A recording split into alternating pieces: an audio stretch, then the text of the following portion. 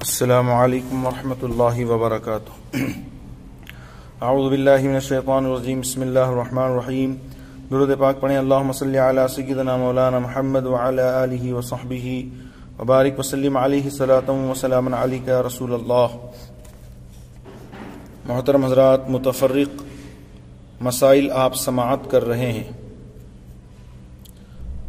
لڑکا 12 سال اور لڑکی 9 سال سے کم عمر تک، لڑکا 12 سال اور لڑکی 9 سال سے کم عمر تک ہرگز بالغ اور بالغہ نہ ہوں گے،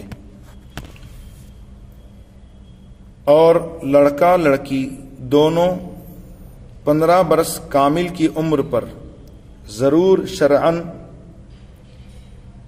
یعنی شریعت کی نظر میں بالغ و بالغہ ہیں۔ یعنی اگر لڑکے میں 12 سال میں اور لڑکی میں 9 برس میں اگر علامات بلوغ ظاہر نہ ہوں تو شریعت لڑکا اور لڑکی دونوں پر 15 سال کی کامل عمر میں بلوغیت کا حکم لگاتی ہے۔ یعنی اگر لڑکا اور لڑکی، لڑکے میں 12 سال میں اگر علامات بلوغ ظاہر نہ ہوں اور لڑکی میں 9 برس میں علامات بلوغ ظاہر نہ ہوں تو دونوں کے لیے شریعت نے جو بلوغیت کی مدت رکھی ہے وہ 15 سال کامل کی ہے۔ یعنی جب لڑکا لڑکی 15 سال کے کامل ہو جائیں، یعنی اس سے پہلے ان میں علامات بلوغ ظاہر نہ ہو، تو شریعت اب ان کو 15 سال کی عمر میں بالغ قرار دیتی ہے۔ لہٰذا اب ان پر سارے احکام شرعیہ لاگو ہوں گے اور نماز روزہ وغیرہ فرض ہوں گے۔ تو اگرچہ 15 سال میں علامات بلوغ ظاہر نہ ہوں تب بھی شریعت انہیں بالغ قرار دیتی ہے۔ ان عمروں کے اندر اگر آثار پائے جائیں، یعنی لڑکے کو 12 سال میں اور لڑکی کو 9 سال میں، یعنی لڑکا ہو خواہ لڑکی، سوتے خواہ جاگتے میں انزال ہو یعنی اسے منی خارج ہوئی، یا لڑکی کو حیض آئے یا لڑکی کو حمل رہ جائے تو یقیناً بالغ و بالغہ ہیں۔ ان مذکورہ آثار کے علاوہ بغل یا پنڈلی وغیرہ پر بالوں کا جمنا، یا لڑکے کی داڑھی مونچھ نکلنا، یا لڑکی کے پستان میں ابھار پیدا ہونا کچھ معتبر نہیں۔ فتاوی رضویہ شریف بحوالہ در مختار۔ اس مسئلے کو خوب ذہن نشین کر لیں، 20 موقعوں پر رہنمائی کا اعلیٰ ذریعہ ہے۔ جھوٹ اور غیبت معنوی نجاست ہیں، ولہذا جھوٹے کے منہ سے ایسی بدبو نکلتی ہے کہ حفاظت کے فرشتے اس وقت اس کے پاس سے دور ہٹ جاتے ہیں۔ جیسا کہ حدیث میں وارد ہوا ہے کہ جب کوئی شخص جھوٹ بولتا ہے اس کی بدبو کے باعث فرشتہ 1 میل مسافت تک اس سے دور ہو جاتا ہے۔ ایک اور حدیث شریف میں ہے، ایک بدبو کی نسبت رسول اللہ صلی اللہ تعالی وسلم نے خبر دی کہ یہ ان کے منہ کی سڑاند ہے، یعنی بری بو ہے، جو مسلمانوں کی غیبت کرتے ہیں، یعنی پیٹھ پیچھے ان کی برائیاں بیان کرتے ہیں۔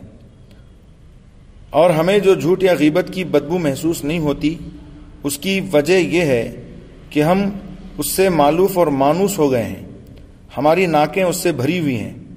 جیسا کہ چمڑا پکانے والوں کے محلے میں جو رہتا ہے اسے اس کی بدبو سے تکلیف نہیں ہوتی، دوسرا آئے تو اس سے ناک نہ رکھی جائے، یعنی اتنی بدبو اسے پہنچے۔ مسلمان اس بات کو یاد رکھیں اور اپنے رب عز و جل سے ڈریں، جھوٹ اور غیبت چھوڑ دیں۔ کیا معاذ اللہ منہ سے پاخانہ نکلنا کسی کو پسند ہوگا؟ باطن کی ناک کھلے تو معلوم ہو کہ جھوٹ اور غیبت میں پاخانے سے بدتر سڑاند ہے، بدبو ہے۔ مسئلہ: شراب خور کی مونچھیں بڑی بڑی ہوں کہ شراب مونچھ کو لگ گئی تو جب تک مونچھیں دھل کر پاک نہ ہو جائیں، پانی وغیرہ جس چیز کو لگے گی ناپاک کر دے گی، اور وہ چیز جس کو اس نے پیا جس برتن میں ہوگی وہ برتن بھی ناپاک ہو جائے گا۔ بحوالہ فتاوی رضویہ شریف۔ اللہ تعالیٰ اس خبیث عادت سے تمام مسلمانوں کو بچائے۔ دوست، احباب، رشتہ دار، سہیلیاں جن میں آپس میں بے تکلفی ہو، یعنی خوب گھلے ملے ہوئے ہوں، وہ ایک دوسرے کے مال میں ایسا تصرف کر سکتے ہیں جو دوسرے کو ناگوار نہ ہو، یوں ہی اس کے نوکر نوکرانی سے اتنا کام بے ان کی اجازت کے لینا جو انہیں گوارا ہو جائز ہے، اور اگر اتنا انبساط اور بے تکلفی نہ ہو تو بغیر اجازت نہ ایک دوسرے کے مال کو استعمال کریں، نہ خدمت گار سے کام لیں، اور دوسرے کے چھوٹے بچے سے معمولی کام لینا، مثلا محلے میں فلاں کو بلا دو، یا دکان سے ایک چیز لے کے آ جاؤ، یا یہ بات کہا آؤ، اس قدر میں کوئی حرج نہیں ہے۔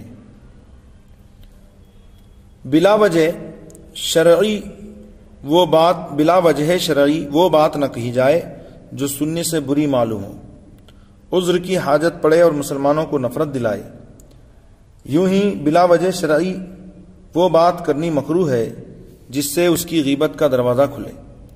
حدیث شریف میں تہمت کی جگہ کھڑے ہونے سے بھی ممانعت آئی ہے کہ اگرچہ تم وہ کام نہیں کر رہے ہو لیکن تہمت کی جگہ کھڑے ہو تو لوگ یہی سمجھیں گے کہ تم بھی اس کام میں ملوث ہو، لہٰذا اتہام والی جگہ سے، تہمت والی جگہ سے، بری جگہوں سے بچنا ضروری ہے۔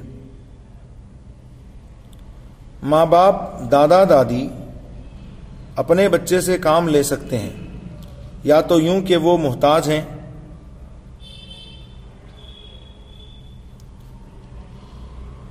یا بچے کو ادب دینے، کام سکھانے اور کام کی عادت ڈالنے کے لیے۔ آزاد عورت کو حرام ہے کہ کسی نامحرم مرد کے بدن کو ہاتھ لگائے، اگرچہ ہاتھ یا پاؤں کو، اور مرد پر حرام ہے کہ اسے اس کی اجازت دے۔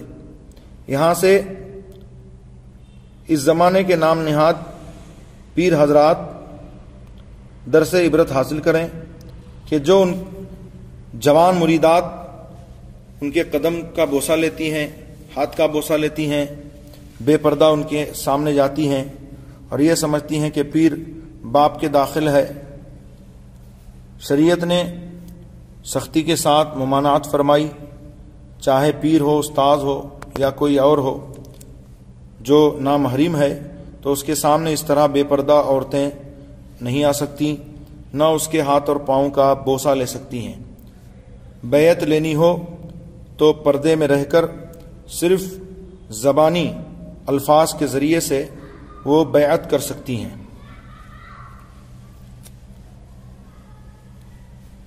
کھریا مٹی یا ملتانی مٹی یا تین خراسانی یا کوئی اور سوندھی مٹی خوشبودار، خوش ذائقہ جو کہ حاملہ عورتیں اسے کھاتی ہیں، ڈاکٹروں اطباء کے نزدیک سخت نقصان دہ اور شرعاً اس کا کھانا حرام ہے۔ یوں ہی چولہے کی بھٹ اور تنور کا پیٹ، ہاں، خاک شفا شریف سے یعنی مدینہ طیبہ کی مٹی سے تبرکن قدرے چکھ لینا جائز ہے، کیونکہ آقا کریم صلی اللہ علیہ وسلم نے ارشاد فرمایا کہ ہمارے شہر کی مٹی ہمارے مریضوں کے لیے شفا ہے۔ بلا ضرورت دوا منہ پر کوئی ایسی چیز ساننا جس سے صورت بگڑے ناجائز و گناہ ہے۔ بعض نوجوان جو آپس میں کیچڑ سے کھیلتے ہیں، ایک دوسرے کے منہ پر کیچڑ ملتے ہیں یا ہنسی مذاق میں سوتے جاگتے کسی کے منہ پر کالک لگاتے ہیں، یہ سب حرام ہے۔ نوجوان عورتیں اور سہیلیاں بھی شادی بیاہ کے موقع پر ایسی ہی حرکتیں کرتی ہیں، یہ سب حرام ہے۔ ایسی حرکتوں سے بچنا ضروری و لازم ہے، بحوالہ فتاوی رضویہ شریف وغیرہ۔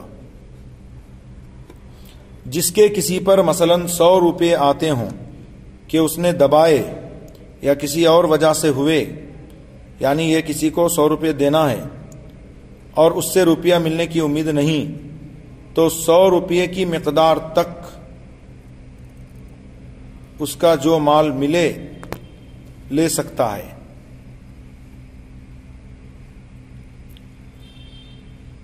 جس کے کسی پر 100 روپے مثلا آتے ہوں کہ اس نے دبائے یا کسی اور وجہ سے ہوئے اور اس سے روپیہ ملنے کی کوئی امید نہ ہو، یعنی اس کو کسی نے 100 روپے دینے ہیں، تو 100 روپے کی مقدار تک اس کا جو مال ملے لے سکتا ہے، مگر سچے دل سے بازار کے بھاؤ سے 100 ہی روپیہ کا مال ہو، زیادہ 1 پیسے کا بھی ہوا تو حرام۔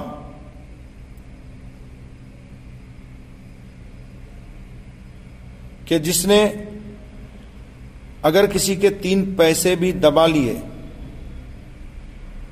ظلماً یا غاصبانہ طور سے یا کسی اور طرح سے، تو اسے قیامت کے روز 700 باجماعت نمازیں دینی پڑیں گی۔ ایک شخص نماز پڑھتا ہے اور روزے رکھتا ہے، مگر اپنی زبان اور ہاتھ سے دوسرے مسلمانوں کو تکلیف پہنچاتا ہے۔ اس کی ایذا رسانی کو لوگوں کے سامنے بیان کرنا غیبت نہیں، کیونکہ اس کا مقصد یہ ہے کہ لوگ اس کی اس حرکت سے واقف ہو جائیں اور اس سے بچتے رہیں، کیونکہ ایسا نہ ہو کہ اس کی نماز اور روزے سے دھوکہ کھا جائیں اور مصیبت میں مبتلا ہو جائیں۔ حدیث شریف میں ارشاد فرمایا، کیا تم فاجر کے ذکر سے ڈرتے ہو؟ جو خرابی کی بات اس میں ہے بیان کر دو تاکہ لوگ اس سے پرہیز کریں اور بچیں۔ اور ایسے شخص کا حال حاکم وقت تک پہنچانا کہ وہ اسے مناسب سزا دے اور مسلمانوں کو اس کی ایذا رسانی سے بچائے اور یہ اپنی حرکتوں سے باز آ جائے، چغلی اور غیبت میں داخل نہیں۔ اللہ تبارک و تعالی اپنے حبیب علیہ الصلاۃ والتسلیم صدقے ہم سب کو احکام شرعیہ پر عمل کی توفیق عطا فرمائے۔ استغفر اللہ ربی من کل ذنب وخطیۃ واتوب الیہ، لا الہ الا اللہ محمد رسول اللہ صلی اللہ علیہ وآلہ وسلم۔ میں آپ کا خادم فقیر فیاض علی قادری رضوی، خطیب و امام مسجد گلشن بغداد بنگلور، آپ سے درخواست کرتا ہوں کہ آپ حضرات اس درس کو خود بھی سنیں اور دوسروں تک پہنچائیں۔ فجزاکم اللہ تعالی احسن الجزاء۔ السلام علیکم ورحمۃ اللہ۔